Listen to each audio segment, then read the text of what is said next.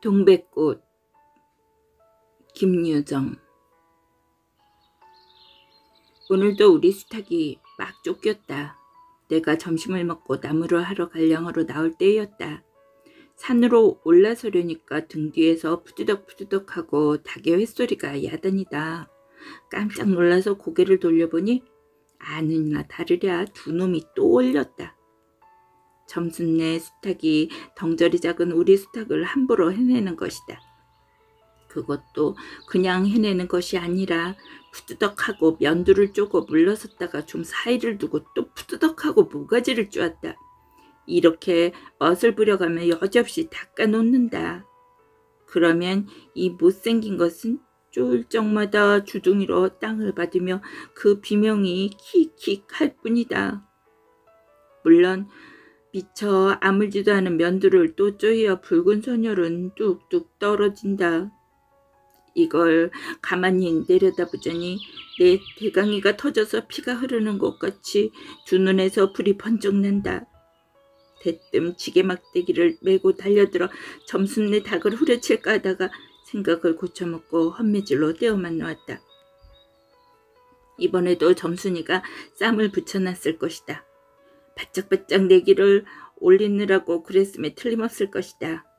그놈의 계집애가 요새로 들어서서 왜 나를 못 먹겠다고 그렇게 아리렁거리는지 모른다. 나을 정 감자것만 하더라도 나는 저에게 조금도 잘못한 것이 없다. 계집애가 나무를 캐러 가면 갔지. 나무 울타리 엮는데 생이질을 하는 것은 다 뭐냐? 그것도 발소리를 죽여가지고 등 뒤로 살며시 와서 얘, 너 혼자만 일하니? 하고 괜찮은 수작을 하는 것이었다. 어제까지도 저와 나는 이야기도 잘 않고 서로 만나도 본 척만 척하고 이렇게 점잖게 지내던 터이련만 오늘로 갑작스레 대견해졌으면 웬일인가? 황차 망하지만한 계집애가 남 일하는 놈 보고 그럼 혼자 하지 때로 하디? 내가 이렇게 내뱉어 소리를 하니까 또 일하기 좋니? 또는 한여름이나 되거든 하지 벌써 울타리를 하니? 잔소리를 두루 늘어놓다가 남이 들을까봐 손으로 입을 틀어막고는 그 속에서 깔깔댄다. 별로 웃을 것도 없는데 날씨가 풀리더니 이놈의 계집애가 미쳤나고 의심하였다.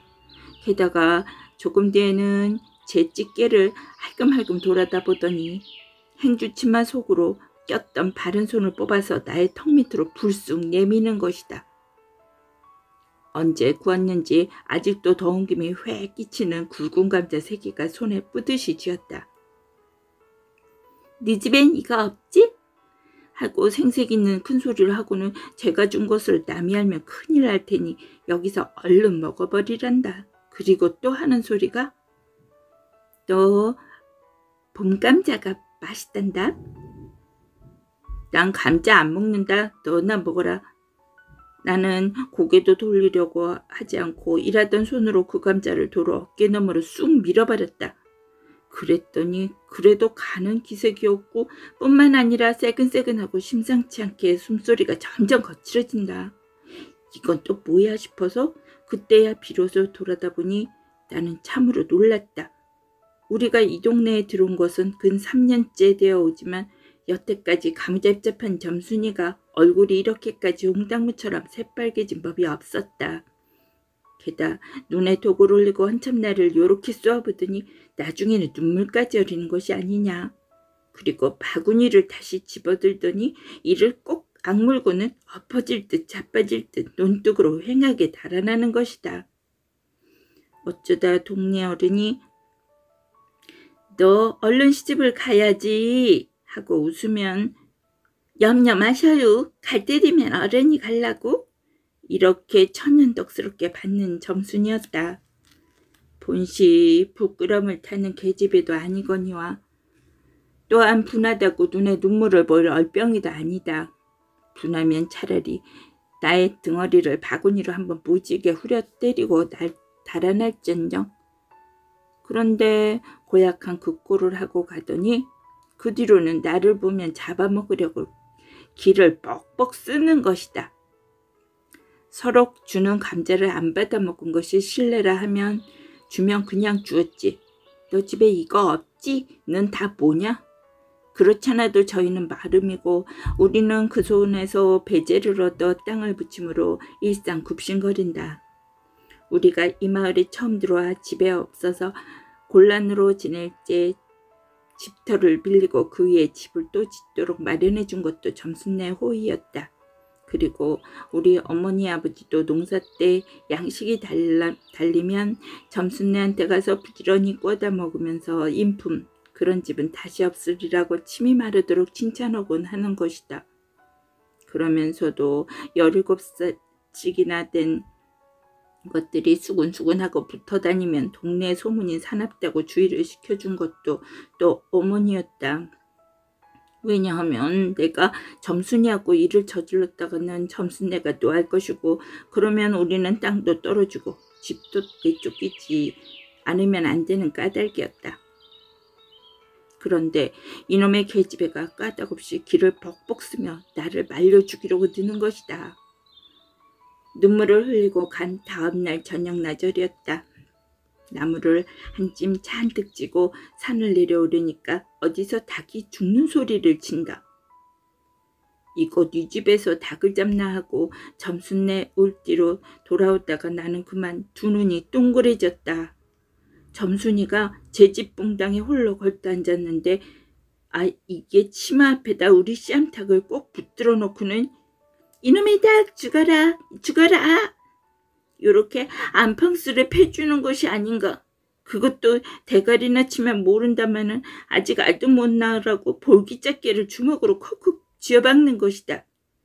나는 눈에 쌍심지가 오르고 사지가 부르르 떨렸으나 사방을 한번 휘둘러보고 그제야 점순이 집에 아무도 없음을 알았다. 잡은 참지게 막대기를 들어 울타리와 중턱을 후려치며 이놈의 계집이 남의 닭 알몸 낳으라고 그러니? 하고 소리를 빽 질렀다. 그러나 점순이는 조금도 놀라는 기색이 없고 그대로 의젓이 앉아서 제 닭 모가지를 하듯이 또 죽어라 죽어라 한등 패는 것이다. 이걸 보면 내가 산에서 내려올 때를 겨냥해가지고 미리부터 닭을 잡아가지고 있다가 너 보란 듯이 내 앞에서 죄지르고 있음이 확실하다. 그러나 나는 그렇다고 남의 집에 뛰어들어갈 계집애하고 싸울 수도 없는 노릇이고 형편이 썩 불리함을 알았다. 그래 닭이 맞을 적마다 지게 막대기로 울타리를 후려칠 수밖에 별 도리가 없다. 왜냐하면 울타리를 치면 칠수록 울섭이 물러앉으면 뼈대만 남기 때문이다. 하나 아무리 생각하여도 나만 믿지는 노릇이다. 야 이년아 남의 집 닭을 아주 죽일 터이냐? 내가 토끼 눈을 뜨고 다시 꽥 호령을 하니까 그제야 울타리깨로 쪼르르 오더니 울 밖에 섰는 나의 머리를 겨누고 닭을 내팽개친다. 아이 더럽다 더럽다. 더러운 걸 너더러 입대 끼고 있으랬니? 망할 계집애 같으니. 하고 나도 더럽다는 듯이 울타리깨로 횡하게 돌아내리며 약이 오를 대로 다 올랐다고 하는 것은 암탉이 풍기는 서슬에 나의 이마백에다 물기똥을 찍 갈겼는데 그걸 본다면 알집만 터졌을 뿐 아니라 골병이 단단히 든 듯 싶다. 그리고 나의 등 뒤를 향하여 들릴 듯 말 듯한 음성으로 이 바보 녀석아? 얘 너 베네병신이지? 그만둬 좋으련만. 얘 너 아버지가 고자라지? 뭐? 우리 아버지가 그래 고자야? 한량으로 열병거지가 나서 고개를 획 돌려 바라봤더니 그때까지 울타리 위로 나와 있어야 할 점순이 대가리가 어디 갔는지 보이지를 않는다. 그러다 돌아서서 오자면 아까의 한 욕을 울 밖으로 또 퍼붓는 것이다. 욕을 이토록 먹어가면서 대거리 한마디도 못하는 걸 생각하니 돌부리에 채어 발톱밑이 터지는 것도 모를 만큼 분하고 극기하는 두 눈에 눈물까지 불끈 내쏟는다. 그러나 점순이의 치매는 이것뿐이 아니다. 사람들이 없으면 틈틈이 제 집 수탉을 몰고 와서 우리 수탉과 쌈을 부쳐 놓는다. 제 집 수탉은 썩 험상궂게 생기고 쌈이라면 회를 치는 고로 을에 이길 것을 알기 때문이다. 그래서 툭하면 우리 수탉이 면두면 눈깔이 피로 흐드러지게 되도록 해놓는다. 어떤 때는 우리 수탉이 나오지를 않으니까 요놈의 계집애가 모이를 재고 와서 깨어다가 쌈을 붙인다. 이렇게 되면 나도 다른 배차를 차리지 않을 수 없다. 하루는 우리 수탉을 붙들어가지고 넌지시 장독깨로 갔다. 쌈닭에게 고추장을 먹이면 병든 황소가 살모사를 먹고 용을 쓰는 것처럼 기운이 뻗친다 한다. 장독에서 고추장 한 접시를 떠서 닭 주둥아리 깨로 들이밀고 먹여보았다. 닭도 고추장의 맛을 들였는지 거스리지 않고 거집은 접시 턱이나 잘 먹는다. 그리고 먹고 금세는 용을 못 쓸 터이므로 얼마쯤 기운이 들도록 회 속에다 가두어두었다. 밭에 두어물 두어 짐져 놓고 실참에 그 닭을 안고 밖으로 나왔다. 마침내 밖에는 아무도 없고 점순이만 제 울 안에서 헌옷을 뜯는지 혹은 솜을 터는지 웅크리고 앉아서 일을 할 뿐이다. 나는 점순네 수탉이 노는 밭으로 가서 닭을 내려놓고 가만히 맥을 보았다. 두 닭은 여전히 얼려 쌈을 하는데 처음에는 아무 보람이 없다. 멋지게 쪼는 바람에 우리 닭은 또 피를 흘리고 그러면서도 날개 죽지만 푸드덕푸드덕 하고 올라뛰고 할 뿐으로 제법 한번 쪼아보지도 못한다. 그러나 한 번에 어쩐 일인지 용을 쓰고 펄쩍 뛰더니 발톱으로 눈을 하비고 내려오며 면두를 쪼았다. 큰 닭도 여기에는 놀랐는지 뒤로 몸쓰라며 물러난다. 이 기회를 타서 우리 작은 수탉이 또 날쌔게 달려들어 다시 면두를 주니 그제서는 감때 사나운 그 대강에서도 피가 흐르지 않을 수 없다. 옳다, 알았다. 고추장만 먹이면 되는구나 하고 나는 속으로 아주 쟁그러워 죽겠다. 그때에는 뜻밖의 내가 닭쌈을 붙여놓은데 놀라서 울 밖으로 내려보고 섰던 점순이도 입맛이 쓴지 눈살을 찌푸렸다. 나는 손으로 볼기짝을 두드리며 연방 잘한다 잘한다 하고 신이 머리끝까지 뻗쳤다. 그러나 얼마 되지 않아서 나는 넋이 풀려 기둥같이 묵묵히 서있게 되었다. 왜냐하면 큰 닭이 한번 쏘인 안거품으로 호들갑스럽게 연거푸 쪼는 소설에 우리 수탉은 찔끔 못하고 막 고른다. 이걸 보고서 이번에는 점순이가 깔깔거리고 되도록 이쪽에서 많이 들으라고 웃는 것이다. 나는 보다 못하여 덤벼들어서 우리 수탉을 붙들어가지고 도로 집으로 들어왔다. 고추장을 좀 더 먹였더라면 좋았을걸. 너무 급하게 쌈을 붙인 것이 퍽 후회가 난다. 장독깨로 돌아와서 다시 턱 밑에 고추장을 들이댔다. 흥분으로 말미암아 그런지 당최 먹질 않는다. 나는 할 일 없이 닭을 반드시 니고 그 입에다 관련 물뿌리를 물렸다. 그리고 고추장을 타서 그 구멍으로 조금씩 들이부었다. 닭은 좀 괴로운지 킥킥하고 재채기를 하는 모양이나 그러나 당장의 괴로움은 매일같이 피를 흘리는데 될 게 아니라 생각하였다. 그러나 한두 종지가량 고추장물을 먹이고 나서는 나는 그만 풀이 죽었다. 싱싱한 닭이 왜 그런지 고개를 살며시 뒤틀고는 소나귀에서 뻗어지는 것이 아닌가.